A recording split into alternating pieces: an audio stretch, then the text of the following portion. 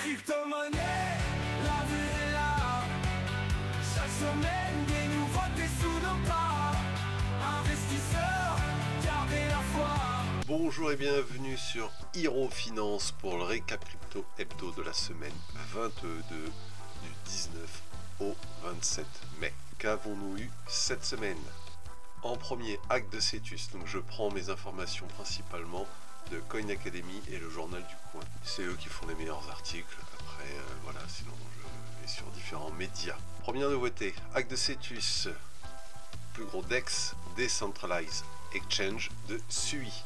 223 millions de dollars sont partis suite à une attaque liée au protocole. L'écosystème SUI a chuté de 40% à ce moment-là et tout ce qui est intégré à SUI, donc avec les mêmes coins et ainsi de suite, est également tombé. Et on peut voir jusqu'à 90% comme Bula et Mojo.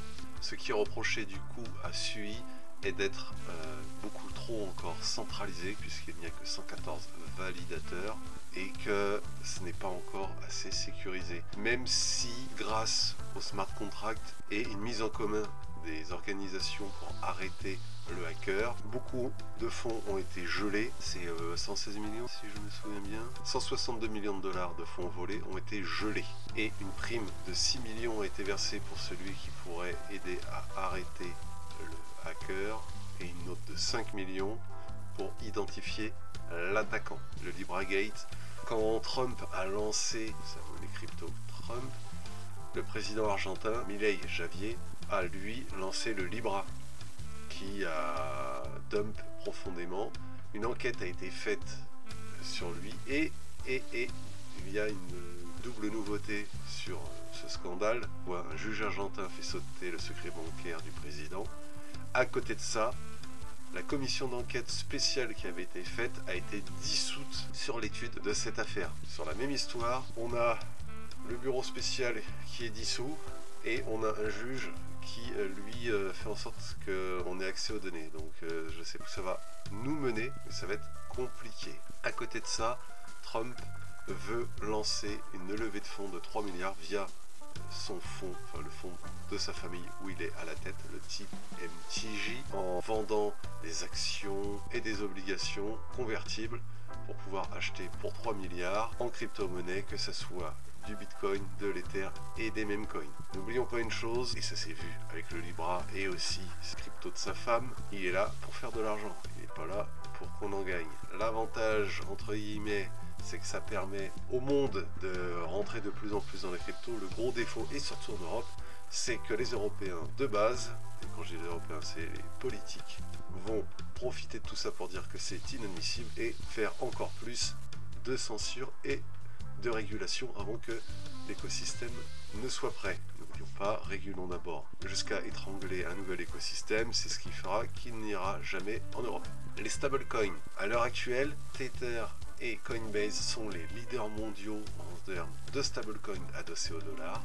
JP Morgan, Bank of America et Citigroup, trois des plus gros américains et donc mondiaux, se sont dit qu'eux aussi pouvaient manger dans ce qui rapporte énormément et veulent créer également leur stablecoin pour les concurrencer et récupérer pas mal de sous. Maintenant nous allons partir sur l'altcoin season. On est à 20, on reste toujours sur une très forte puissance du Bitcoin. En dessous de 25, Bitcoin est le maître incontesté. Quand on est à 75, Bitcoin est devenu entre guillemets relativement faible.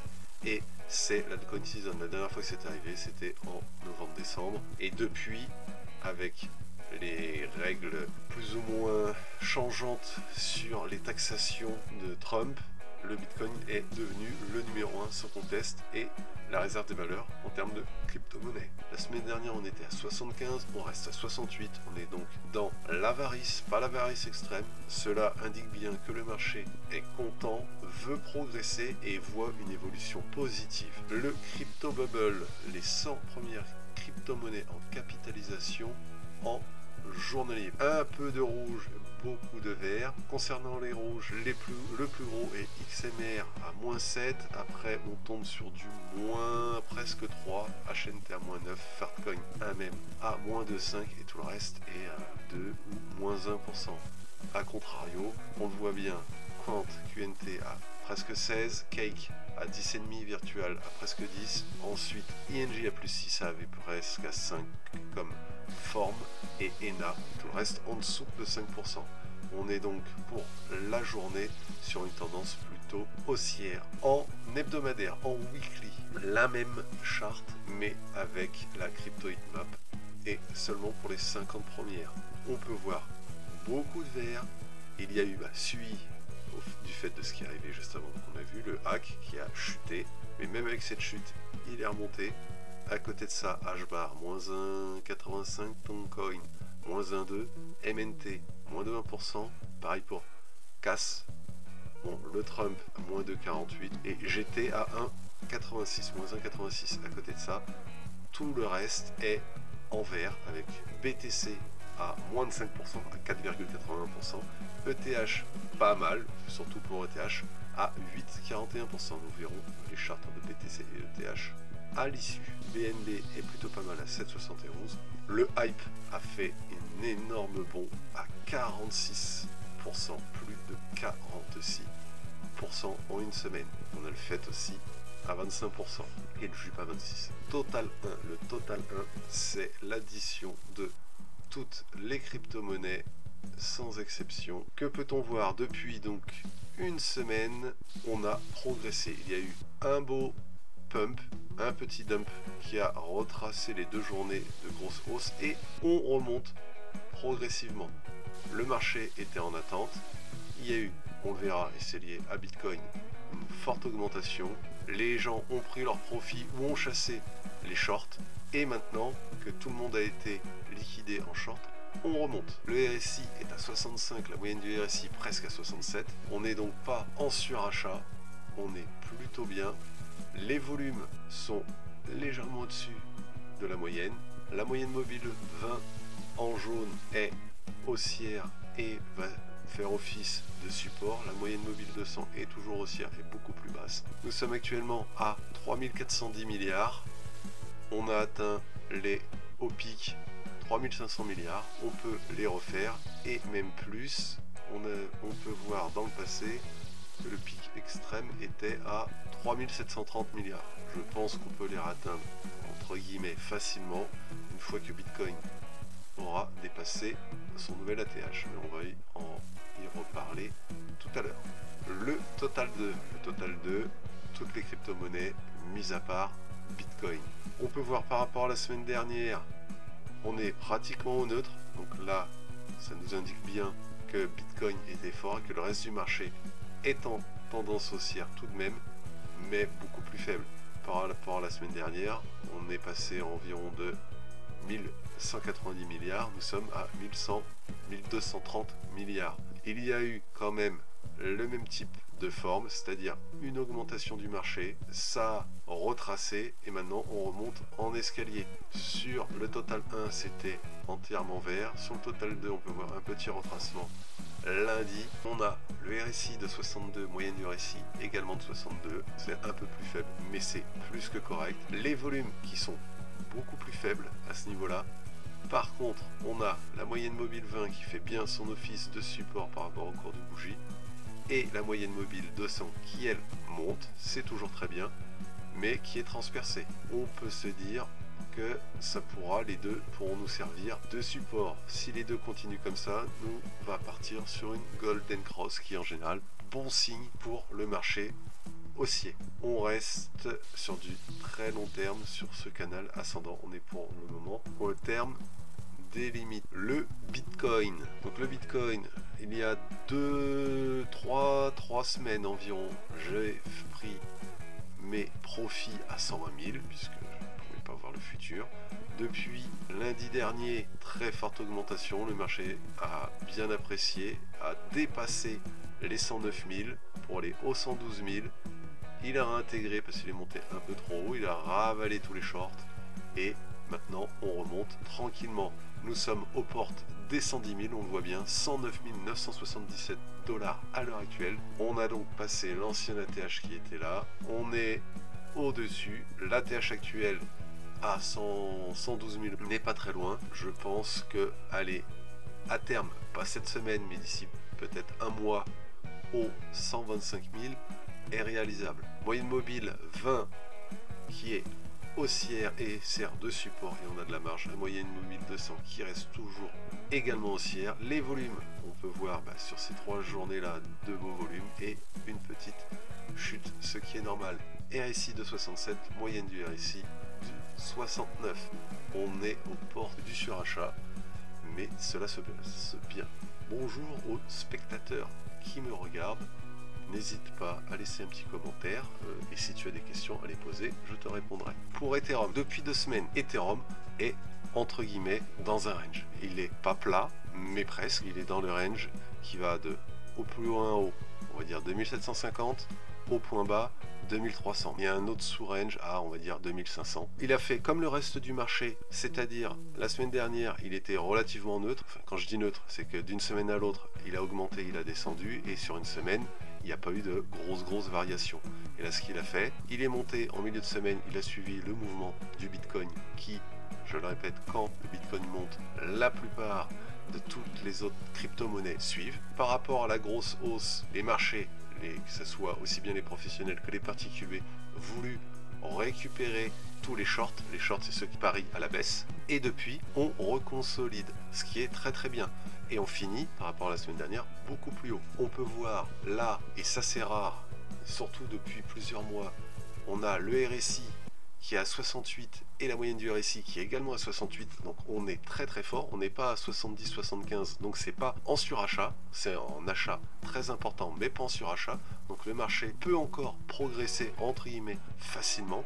Les volumes qui correspondent à de gros volumes sur le milieu de la semaine dernière par rapport au mouvement de Bitcoin, et depuis le marché se calme, mais des volumes plus forts qu'habituellement. Habituellement on est plus en dessous, là on est pour aujourd'hui au-dessus. La moyenne mobile 20 qui est, je le répète, en jaune, qui va faire office de support. Ça veut dire que là, ça va être un peu compliqué pour aller dessous. Par contre, la moyenne mobile 200 qui peut faire office de résistance. Les moyennes mobiles, pour ceux qui ne connaissent pas, j'ai fait des vidéos aussi pour expliquer tout ça. On prend le chiffre, donc moyenne mobile 20, c'est les 20 unités, moyenne mobile 200, les 200 unités, et on fait la moyenne sur l'actif en question, donc là, Ethereum. Là, vu qu'on est en journalier sur les 20 ou 200 dernières journées, pour voir la tendance. La tendance sur Ethereum avec la MM200 est plate, flat, ce qui est déjà un bon signe puisque elle était en baisse. Donc là maintenant on a réussi à contrecarrer cette baisse. On voit un range qui se crée ici, un mini range dans le range un peu plus important. Les grosses lignes que j'ai faites en orange et en jaune sont sur les zones clés à passer pour aller comme une échelle de l'une à l'autre. Entre 2700 et 2342, on peut zigzaguer sans aucun souci, et après c'est une fois qu'on la passe, on passera les 2750, on peut atteindre les 3000. Depuis la mise à jour Spectra, l'écosystème va bien mieux, on le voit ici. Le marché crypto a largement apprécié cette mise à jour et les frais très réduits que ça a apporté. À partir de là, on attend tous l'alt season avec le réveil d'Ether qui commence à bouger. Quand Bitcoin et Ethereum se réveilleront en même temps, tout partira et là on pourra vraiment partir en ce qu'on appelle light season. Solana, RSI de 61 et moyenne du RSI de 60, un peu plus faible que Bitcoin et Ether, mais toujours très fort. On reste toujours en achat et non pas en surachat. Les volumes sont assez faibles. Malgré les volumes, là on va pouvoir retirer également cette zone. Merci pour ton premier commentaire, j'ai pu le lire en entier, c'est top, ça me fait plaisir. L'altcoin season, espérons qu'elle arrive. Comme je dis, je suis pas demain, je pense qu'elle arrivera peut-être en juin. Après sinon, l'été, ça va être compliqué. En général, l'été, il se passe pas grand chose. Et ça serait plus vers fin août, septembre sinon. Pour Solana, des volumes qui restent entre guillemets assez faibles, mais j'ai une très grosse confiance en Solana.